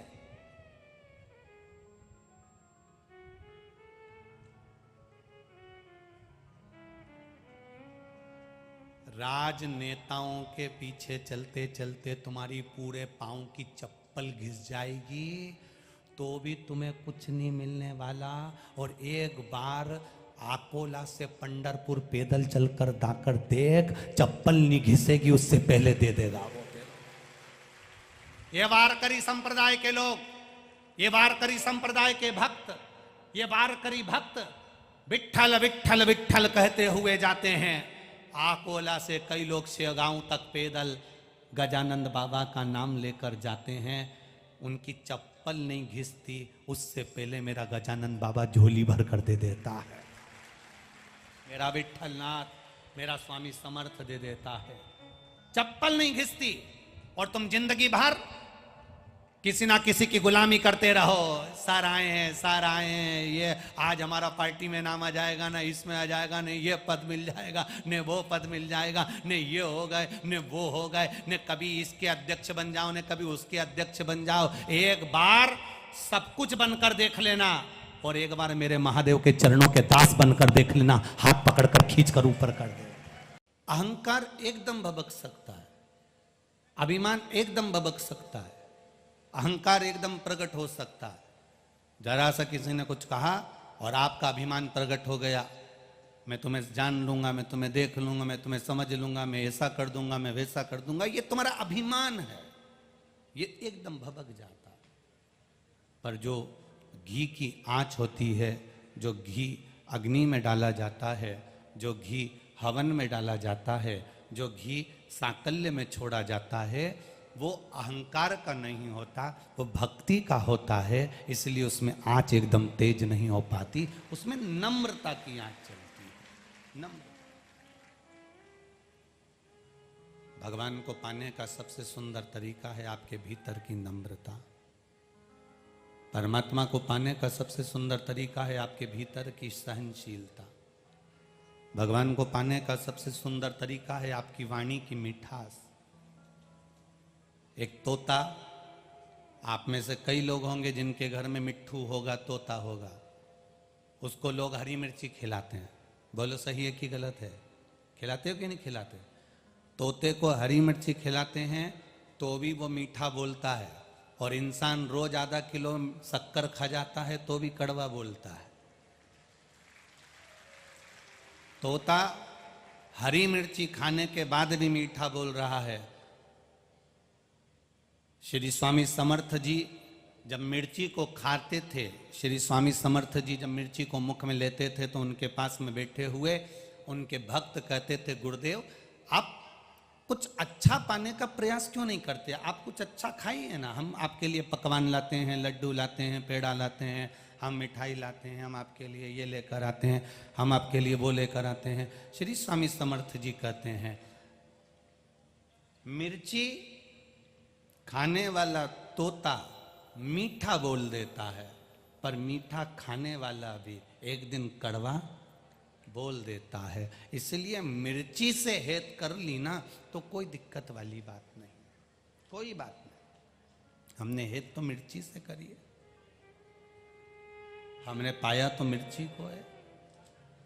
काम, आसक्ति, लोभ, तृष्णा, अहंकार, ये कहीं ना कहीं हमें परमात्मा से दूर कर देता है। तन को धोने के कितने सारे साबुन मिलते हैं भाई, जरा विचार करिएगा। एक से बढ़कर एक साबुन, बाजार में चले जाओ, बहुत जोरदार जोरदार साबुनों का नाम आपको मिल जाएगा। साहब ये वाली कंपनी का है, साहब गोदरेज का है, साहब पेयर्स है, साहब लक्स का है, साहब लाइफ बाई का है, साहब ये वाला है, साहब ब्रिज का है, साहब ये है, साहब वो है, कहीं मोती का है, कहीं इसका है, कहीं उसका है। विचार करिए,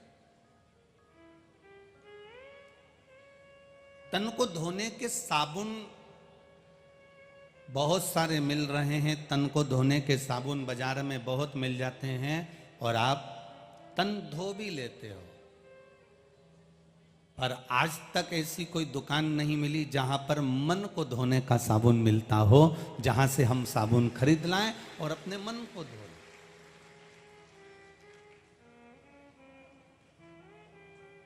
हमने महाराष्ट्र की इस भूमि पर एक चीज देखी है, वो कहे बिगन नहीं रहेंगे। महाराष्ट्र के लोग क्या करते हैं, जब बर्तन बहुत काला हो जाता है, मांझ मांझ कर देख लिया कि बहुत काला हो गया, बहुत घसा उसे, बहुत घसा, पर वो बर्तन उजला ही नहीं हुआ, वो बर्तन साफ ही नहीं हुआ। तो महाराष्ट्र के लोग इतने चतुर होते हैं, उस बर्तन को छाछ में या बर्तन के अंदर छाछ भर देते हैं। क्या भर दी है? छाछ। छाछ बोलते हो, मई बोलते हो, क्या बोलते हो? छाछ बोलते हो। तो महाराष्ट्र के लोग जो बर्तन ज्यादा काला हो गया, साफ नहीं हो रहा, उसमें छाछ भर देते हैं और थोड़ी देर रख देते हैं। अब बहू कहती है माँ बहुत काला है, माँ कह देती है छाछ भर के रख दे, पड़े रहने दे, 2-4-8 घंटा छाछ भरी रहेगी ना, साफ हो जाएगा।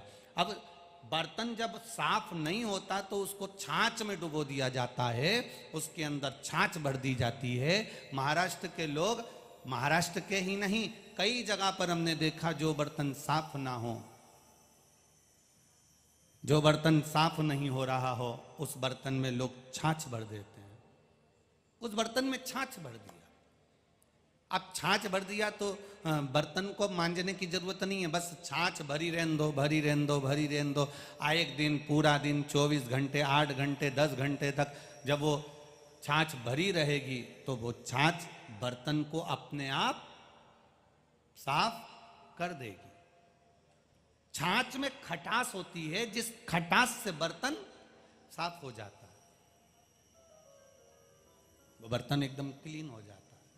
बस हमें भी महाराष्ट्र की भूमि से ये सीखना है, जो बर्तन साफ ना हो उसको छाछ में डुबो के रख दो। उसी तरह अगर हमारा मन संसार में कहीं ना लग रहा हो, अर्थात हम कामी, लोभी, वासनावान, अहंकारी, तृष्णावान, ना जाने कितना कितना बर्तन गंदा हो गया, तो इस बर्तन को भी, इस शरीर को भी, इस मन को भी भगवान के भजन रूपी छाछ में डुबो के रख दो, बर्तन साफ हो जाए। तन धोने का साबुन मिल सकता है,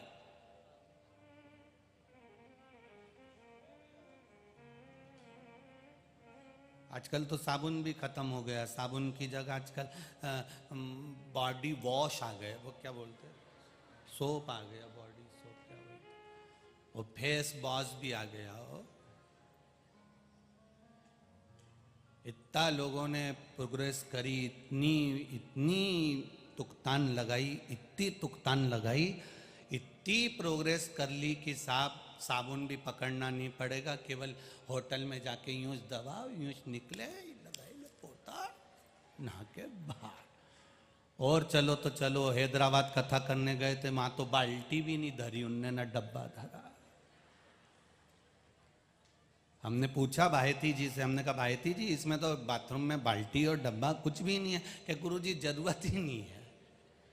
हमने कहा क्यों जरूरत नहीं है? बस ऐसी बटन दबाओ, ऊपर से पानी गिरेगा ना, नहा धो के चल दो।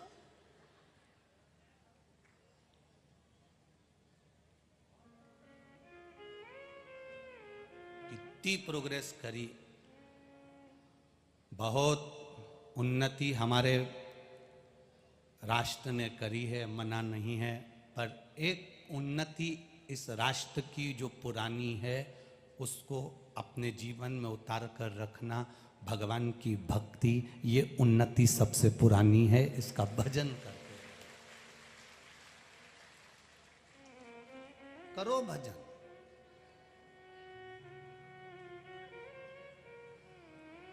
स्कूल में आपको कमाने का तरीका सिखाया जाएगा। स्कूल में आपको डिग्री प्राप्त करने का तरीका सिखाया जाएगा। स्कूल में आपको कमाने का तरीका सिखा दिया जाएगा, पर घर के संस्कार, परिवार के संस्कार आपको कमाने का तरीका सिखाएं चाहे ना सिखाएं, पर आपके भीतर अहंकार ना आए, ये घर का, परिवार का संस्कार हमें सिखा देगा कि हमें कैसे रहना, हमें किस तरह से रहना। बहुत लोगों ने उन्नति कर ली, हर जगह पर लोग, बैंक आपको खूब पैसा उधार देने को बैठी है। मकान बना लो, लोन ले लो, बहुत सारे बैठे होंगे लोन लेके मकान बनाया होगा। गाड़ी लेना है, बोलते जाओ, जम के बोलो, लोन ले लो। शादी करना है, लोन ले लो। लोन से, कर्जे से आप बंगला बना सकते हो। लोन से, कर्जे से आप गाड़ी ले सकते हो। लोन से, कर्जे से आप शादी भी कर सकते हो। लोन से, कर्जे से आप ऐश और आराम की जिंदगी भी जी सकते हो। पर लोन से, कर्जे से आप मन से कभी सुखी नहीं रह सकते, ये निश्चित रखिए। आप भीतर से कभी सुखी नहीं रह पाओगे, टेंशन बना ही रहेगा। देना है, उसका नाम है कर्जा। कर्जे का मतलब पूरा अगर समझेंगे तो कर कर के जा, उसका नाम, जम के बोलो जरा, कर्जा।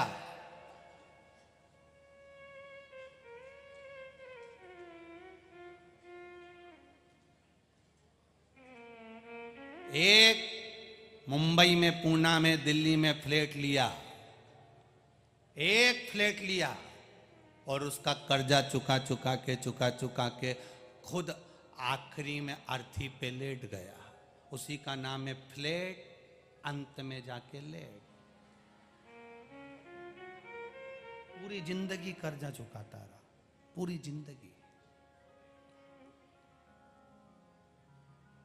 बनाया फ्लैट, अपनी तनख्वाह से पैसे कटवाए, अपनी तनख्वाह से पैसे कटवाए, अपनी तनख्वाह से कटते रहे वो फ्लैट। बाद में किसके काम आया? तुम पूरी जिंदगी लोन भरते रहे।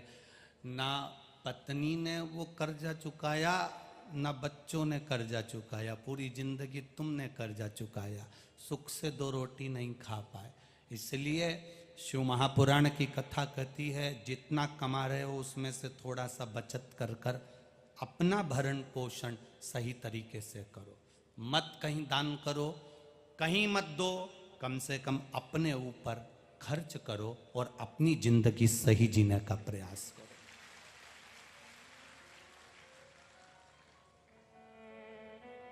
अपना जीवन सही जियो, अपने जीवन को मस्त जीने का प्रयास करो, अपने जीवन को श्रेष्ठ जीने का प्रयास करो। और जब हम अपने जीवन को श्रेष्ठ जीने का प्रयास करेंगे, जब हम अपने जीवन को सही तरीके से जीने का एक प्रयास करेंगे, तो उम्मीद है हमारा वो जीवन अपने आप सार्थक होता चले जाए। थोड़े में जिंदगी सुख में जियो।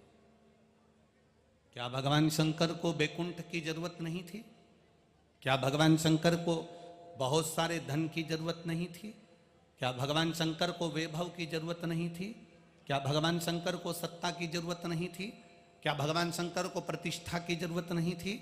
मेरे देवाधिदेव महादेव ने अपने पास में धन दौलत संपदा कुछ भी नहीं रखा। कैलाश पर रहता है, शमशान में रहता है, उसके बाद भी वैकुंठ के भगवान नारायण और ब्रह्मलोक के ब्रह्मा और इंद्रलोक के इंद्र जो विराजमान हैं, जो अच्छे अच्छे पुरियों में रह रहे हैं, अच्छे अच्छे नगर में रह रहे हैं, अपने अच्छे अच्छे शहर में रह रहे हैं, अच्छे अच्छे वैकुंठ में, ब्रह्मलोक में, इंद्रलोक में, अच्छी अच्छी जगह पर जितने देवता रह रहे हैं, उन सारे देवताओं को उठाकर देखना और एक महादेव को उठाकर देखना। अगर सबसे अच्छे सुख से अगर कोई रहता मिलेगा तो मेरा देवाधिदेव महादेव रहता मिलेगा। कुछ नहीं, फिर भी सुखी है। कुछ नहीं है, फिर भी सुखी है। कुछ नहीं है, फिर भी आनंद में वो सुखी है, वो आनंद में और बड़ा अलमस्त होकर रह रहा।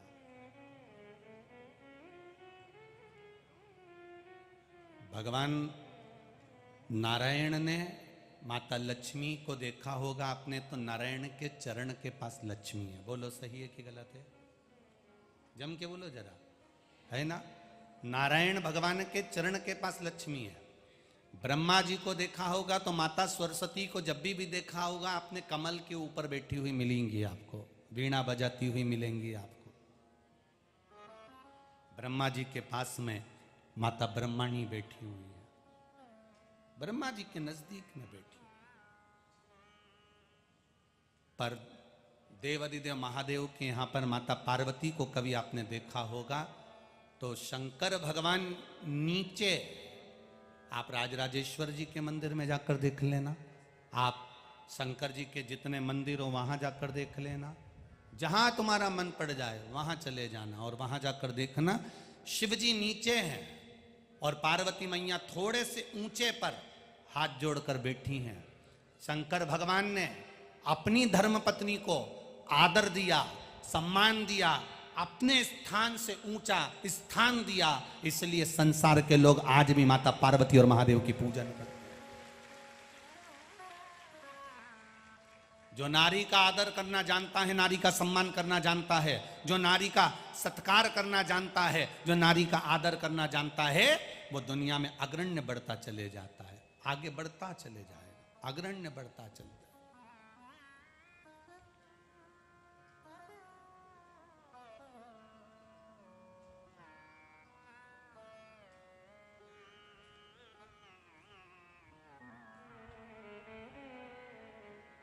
श्री स्वामी समर्थ जी को समाधि में जब वो लीन हो रहे थे